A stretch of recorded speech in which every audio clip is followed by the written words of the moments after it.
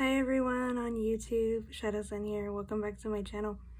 So today I wanted to share a little bit about runestones and a little bit about Oracle.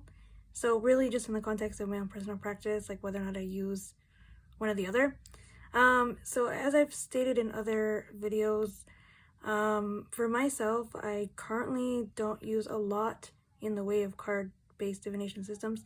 That said, though, I was gifted both Oracle and Runestone sets, so I wanted to share those with you.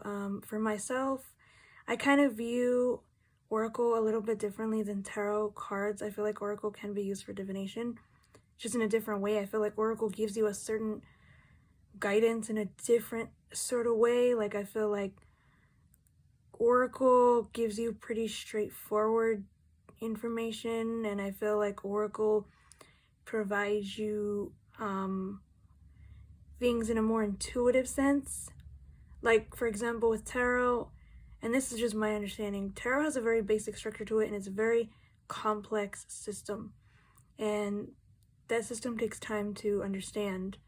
And I think once you understand the system, you can move on to whatever deck you want to use. And with Oracle, I feel like Oracle's a lot of intuitive based information. I feel like it's very open to interpretation, both on the person reading the cards to you or reading with you and the person receiving said reading. Sorry for the noise in the background, my neighbors are being loud. That being said, though, switching over to runes, I feel like runes are unique. They're their own set of systems, or their own set system based on, different factors, culture, and, where they stem from. I do have this set of runestones here. I know only right now you can probably just see this big old bag, so I'm gonna open it. So these were gifted, and I'm gonna make sure that this is actually in frame, so you might see my hand move quite a bit.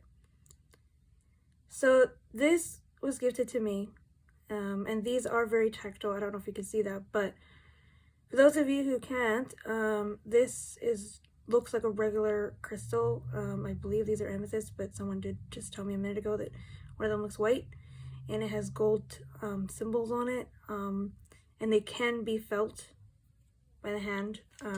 So when I move them around, see, I'm showing a different one with a whole different symbol on it, and it has a different shape to the crystal as well.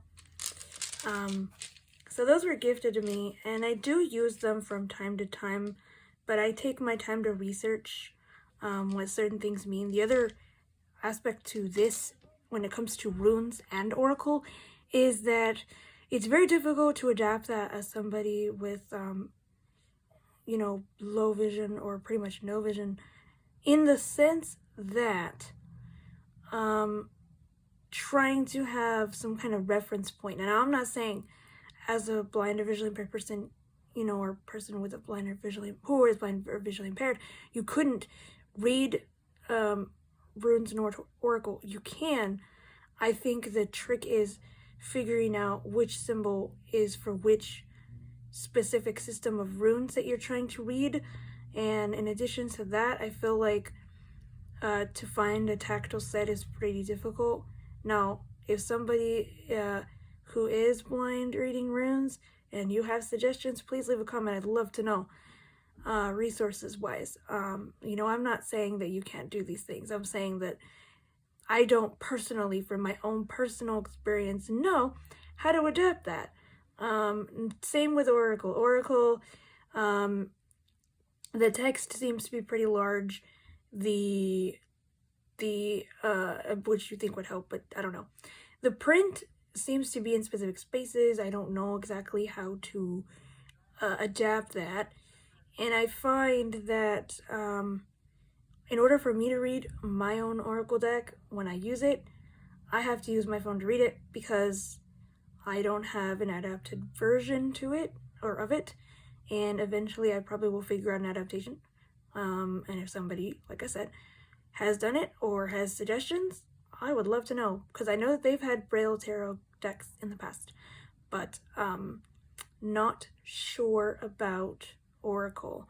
And I can't even find the Braille Tarot deck anymore. So as far as Oracle goes, this is the deck that I have. For those of you who cannot see, this box, my hand might be in the way, but I just want to make sure this is visible. This Oracle deck is called the Flower of Life Wisdom Oracle. That's what it said. Is it? I know I said Flower of Life. By Denise Jarvie. I can't pronounce her last name, and I'm sorry. I'll put the name in the description if you want to look it up. And the cards are pretty big. Like, I put my phone on top of this, and my phone is really small, so it's bigger than my phone. Like, if you've seen an iPhone SE, you know how big that phone is. It's not that big.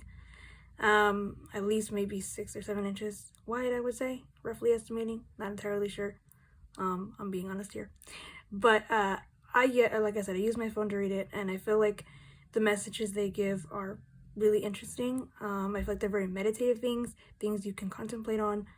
I'm sure that's not the case for people who read Oracle regularly, but if you do read Oracle, I'd love to know how you do it, especially with other people, and what the best tips are. Because I find that I just kind of, base it off of like what I intuitively feel from the card and, other aspects, and I read the text later rather than before I, pick up the card and start immediately reading the text, because then I feel like that's just going to infuse whatever meaning it already has impressed upon it.